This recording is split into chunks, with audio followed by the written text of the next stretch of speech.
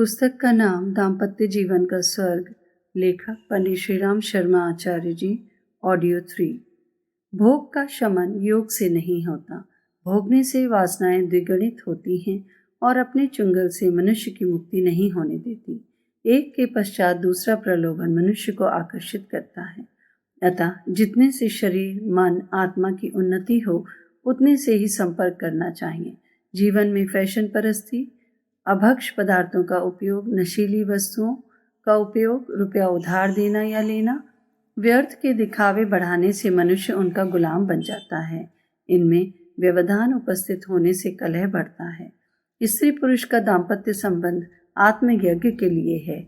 यज्ञ में ईश्वरीय शक्तियों का विकास, आत्मभाव का विस्तार, उच्च ग्रंथों द्वारा मानव जीवन को परिपुष्ट करने के लिए दाम्पत्य जीवन का निर्माण किया है। इसलिए स्त्री पुरुष को विषय वासना का गुलाम नहीं बनना चाहिए। भोग से जितनी दूर रहा जाए उतना ही उत्तम है। सौंदर्य की निस्सारता। आवश्यकता है एक सुंदर पढ़ी लिखी कन्या की जो संपूर्ण गृह कार्यों में निपुण हो तथा सीना, पिरोना इत्यादि जानती हो। आजकल छपने वाले विवाह संबंधी विज्ञापनों में सौंदर्य की मांग उत्तरोत्तर अभिवृद्धि पर है। सौंदर्य के लिए दौड़ धूप बढ़ रही है। रूप रंग की चिंता माता पिताओं के लिए एक विषम पहेलिका बनी है। युग की इस बढ़ती हुई मांग को देखते हुए ही अनेक प्रश्न मानस जगत में उठाते हैं। एक स्त्री के लिए सुंदरता का क्या स्थान है? क्या सुंदर लड़की सीधी सादी लड़की की अपेक्षा सुगमता के साथ जीवन यात्रा तय कर सकती है? क्या उसका सौंदर्य उसके मार्ग को साफ करेगा? क्या सब लोग उसके सौंदर्य के कारण उससे मित्रता करेंगे, उससे प्रेम करेंगे, उसके चरणों पर लौटेंगे? ये प्रश्न आधुनिक युग में यूरोप तथा अमेरिका के समाजों में वाद विवाद के विषय बने हुए हैं। सौंदर्य शास्त्र के विशेषज्ञों में इस विषय पर मतभेद चल रहा है।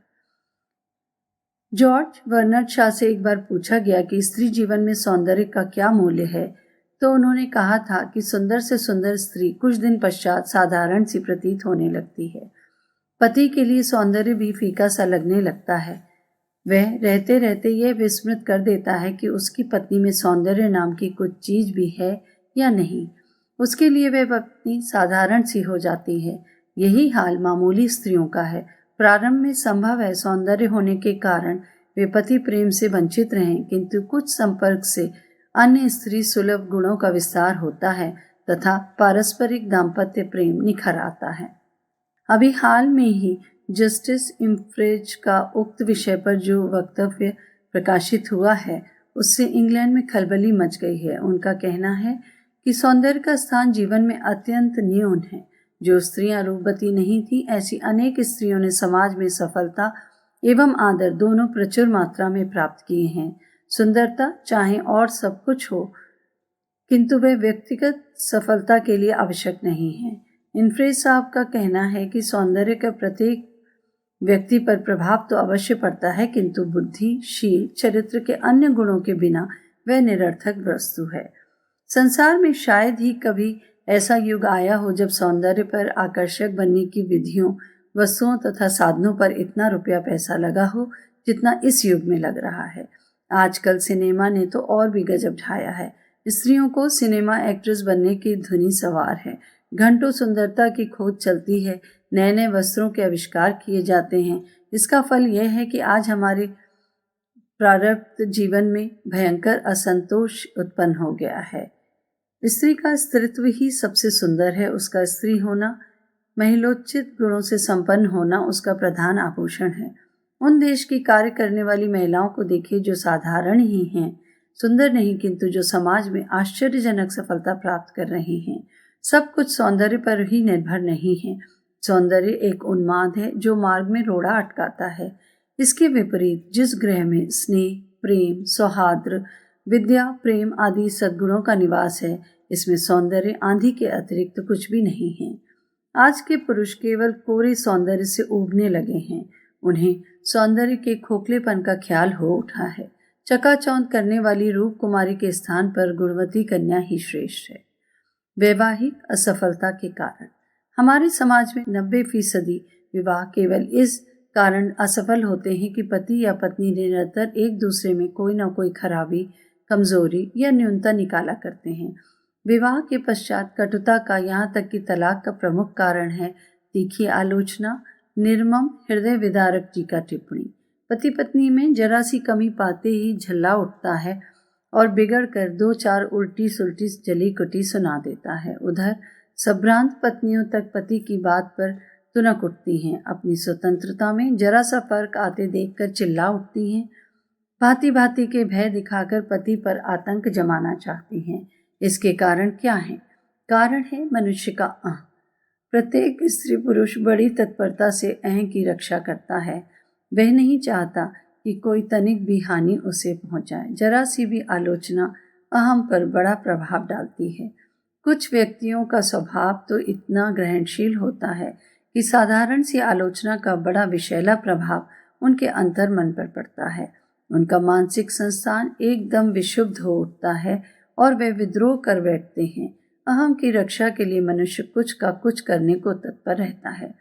50% विवाहों के असफल होने का एकमात्र कारण अपने जीवन साथी के अहम पर हमला करने का है। पति पत्नी को इस संबंध में बड़ा सतर्क रहना चाहिए। यदि आप पति हैं तो भूल कर भी पत्नी के कामों की आलोचना ना कीजिए। दोष निकालना, अधिक टीका टिप्पणी करना, झींकते रहना अपने आप को, अपने विवाहित जीवन को काले बादलों से आच्छादित कर लेना है। यदि संभव हो तो इस अप्रिय कार्य को बिल्कुल ही ना करें। यदि जीवन साथी में कुछ कमजोरियां हैं तो उनकी ओर एक हल्का सा संकेत यथेष्ट होता है। प्रेम पूर्ण सहानुभूति से स्निग्ध स्वर में जब कभी आपकी सहधर्मिणी अच्छी मुख मुद्रा में हो, सरलता से उनकी कमजोरियों पर प्रकाश डाल दीजिए। आपकी आलोचना ऐसे ढंग से की जाए कि उसका प्रभाव सृजनात्मक हो। वह केवल दूसरे को नीचा दिखाने या मजाक बनाने के लिए ना हो। उनमें व्यंग्यवार ना हो, कड़वाहट ना हो, शुष्कता ना हो। आपकी आलोचना ऐसी हो जो अहम को मर्माहित ना कर सके, वरन उसे सहारा देकर ऊपर उठाए, उन्नत एवं परिपुष्ट होने में सहायता करे। आपकी आलोचना सुनकर आपकी पत्नी आपसे घृणा करने के स्थान पर आपको अपना हितैषी मानकर आपकी कथानुसार कार्य करने में गर्व का अनुभव करे। यह क्रमशः अपनी कमजोरियां दूर करती जाए। उदाहरणार्थ मान लीजिए पत्नी ने भोजन अच्छा नहीं बनाया, रोटियां जली हुई हैं, दाल में नमक इत्यादि अधिक है, वह कुछ कुछ भी है। क्रोध की अवस्था में यदि आप आलोचना करने बैठ जाएंगे तो कदापि उसका अच्छा प्रभाव ना पड़ेगा। उल्टे पत्नी और नाराज होगी। जब उनका क्रोध शांत हो ले तब आप आलोचना करने बैठें, वह भी इस प्रकार मानो आप कोई सलाह उनके भले के लिए दे रहे हैं। उन्हें यह भ्रम ना हो कि आप उन्हें नीचा समझते हैं और कुछ सिखलाना चाहते हैं।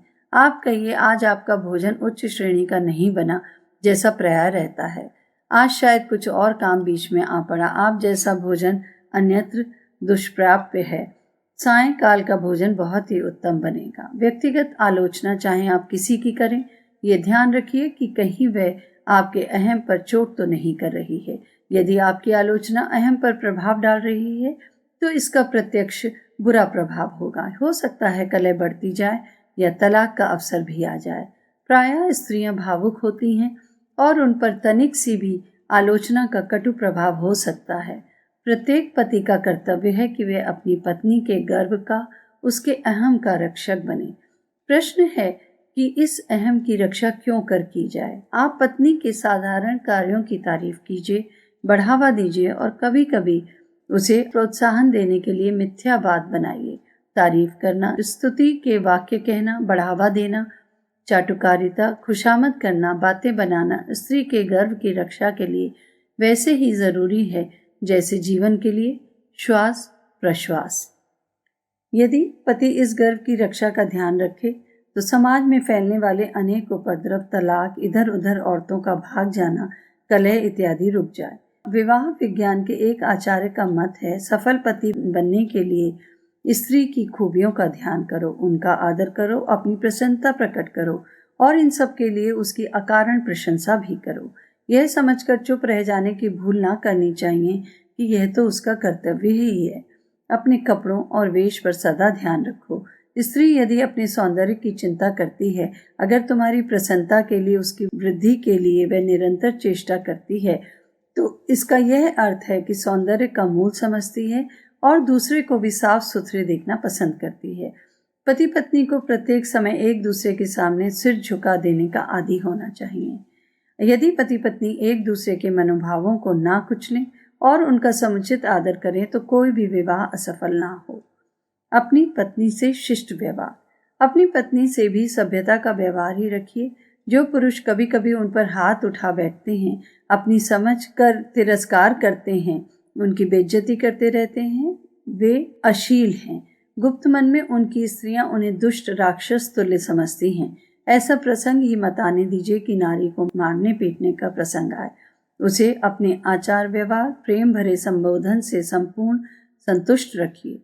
पत्नी की भावनाओं की रक्षा, उसके गुणों का आदर, उसकी शील लज्जा, व्यवहार की प्रशंसा मधुर संबंधों का मूल रहस्य है। पत्नी आपकी जीवन सहचरी है। अपने सद्व्यवहार से उसे तृप्त रखिए। पत्नी पति की प्राण है, पुरुष की अर्धांगिनी है। पत्नी से बढ़कर कोई दूसरा मित्र नहीं। पत्नी तीनों फलों धर्म, अर्थ, काम को प्रदान करने वाली है और पत्नी संसार सागर को पार कराने में आपकी सबसे बड़ी सहायिका है। फिर किस मुंह से आप उसका तिरस्कार करते हैं? उससे मधुर वाणी में बोलिए। आपके मुंह पर मधुर मुस्कान हो, हृदय में सच्चा निष्कपट प्रेम हो, वचनों में नम्रता, मृदुलता, सरलता और प्यार हो। स्मरण रखिए, स्त्रियों का अहम बड़ा तेज होता है। वे स्वाभिमानिनी, आत्माभिमानी होती हैं। तनिक सी अशिष्टता या फुहड़पन से क्रुद्ध होकर आपके संबंध में घृणित धारणाएं बना लेती हैं। उनकी छोटी छोटी मांगों या फरमाइशों की अवहेलना या अवज्ञा ना करें। इसमें बड़े सावधान रहें। जो स्त्री एक छोटे से उपहार से प्रसन्न होकर आपकी दास्ता और गुलामी करने को प्रस्तुत रहती है, उसके लिए आपको सब कुछ करना चाहिए। अतः पत्नी का आदर करें। उसके संबंध में कभी कोई अपमान सूचक बातें मुंह से ना निकालें और उसकी उपस्थिति में या अनुपस्थिति में उसकी हंसी ना करें। हेम दान गज दान ते बड़ो दान सम्मान याद रखें। दाम्पत्य जीवन का सच्चा सार। संसार में एक दूसरे के अनुकूल स्वभाव वाले, हर प्रकार से संतुष्ट, संतुलित, सुखी विवाहित जोड़े बहुत कम हैं। जो युवक विवाह से पूर्व अपनी धर्मपत्नी के विषय में सिनेमा के रोमानी जगत जैसी सुमधुर कल्पनाएं बनाकर गगन विहार किया करते हैं, उन्हें प्रायः विवाहित जीवन में भारी निराशा का सामना करना पड़ता है। पाश्चात्य देशों में विवाहों की अपेक्षा तलाकों की संख्या उत्तरोत्तर अभिवृद्धि पर है। इसका कारण विवाहित जीवन में पारस्परिक उत्तरदायित्व की कमी और असंतोष है। एक शिक्षित युवक जब विवाह करता है तो उसके मन में अपनी पत्नी का एक आदर्श रूप उपस्थित रहता है।